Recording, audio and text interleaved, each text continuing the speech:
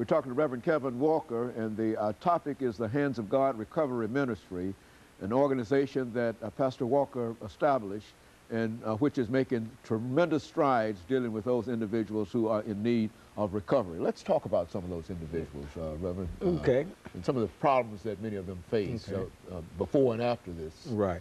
Well, I mean, of course, you know, Dr. Henry, there's a lot of issues that people face out here in our world, in our society. You know, the drug addiction, sexual abuse, all types of issues, homelessness. I mean, people are losing their jobs and stuff like that, and they're not having anywhere to turn to for help.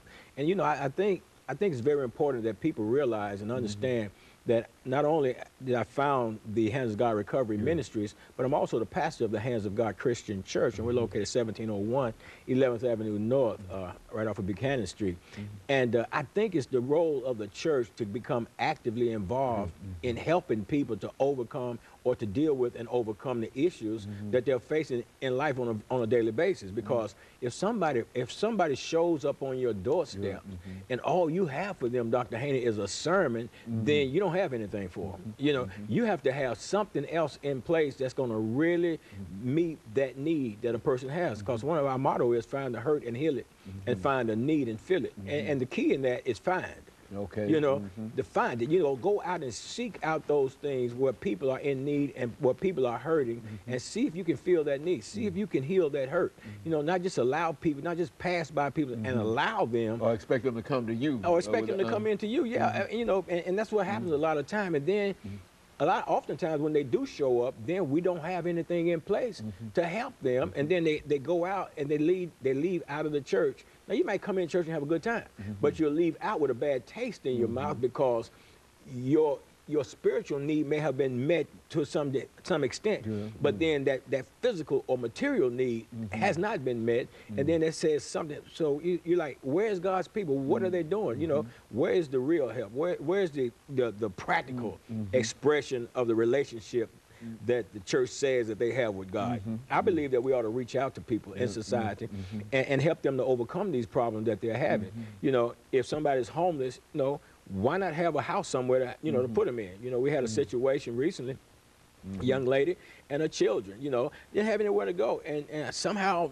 somebody called me on her behalf. I don't even know the person who called me. And the lady came out and, you know, she sat down in my office and we began to talk. But I mean, I got a key to the house that's empty over here. So, you know, you just automatically, you just do that, you know. Which I don't have any money. We're not going to worry about the money part. You know, you're on the track to do the right thing. So eventually you're going to have some money. Then once you get some money, you can start paying your way. But right now, we're going to help you to get where you're going in life. And then, you know, you find out that here's a person that had a relationship with a ministry, with a church, but was not able to get any help from that church. And I'm not bashing a particular church or anything like that, but it's a lot of places that exist like that are not reaching out and helping people in our society. And then you got the people, Dr. Henry, there's the other side to that. People look at the preachers and say, well, all the preachers want is your money. Okay. Well, folks, you can't put somebody in a house. You can't put a family in a house without having some money. You know, and feed them, and do all of that. Keep them warm or cool or whatever, and all the things that are necessary in order to make them, you got to have money, you know. And a lot of times people look at the minister riding around in their Mercedes, Cadillacs, or what have you, and then the first thing they want to think is where they get money, they take money from the church. Well, that's not necessarily always the truth, Dr. Henry, because most of your ministers out here that are doing something that's really doing something in ministry, they are also business owners. They have jobs. Many of them have other jobs as well. Absolutely, you know, and that's a misconception that people have, and when they come into the church, a lot of times they won't put into the church so that the church will have the resources necessary to meet the needs of the people. And that's a sad situation. It's a sad thing because this is not happening with the people outside the church. This mindset exists within the people inside the church, you know, that sit there and feast on the word of God, but won't give into ministry to help other people, help meet those other people's needs. And I think I mean, unless I'm crazy or something, Dr. Haney, I think that's what God called me to do, to meet people need, because I was a drug addict for 17 years. I'd been shooting dope all day when God called me. When he put this ministry in my heart, I knew immediately when God called me. First of all, I was a junkie, and I knew God didn't call me for me. He called me so that my life experiences could help other people's life experiences. And we've gone into the gutter, and we pull people up out of the gutter.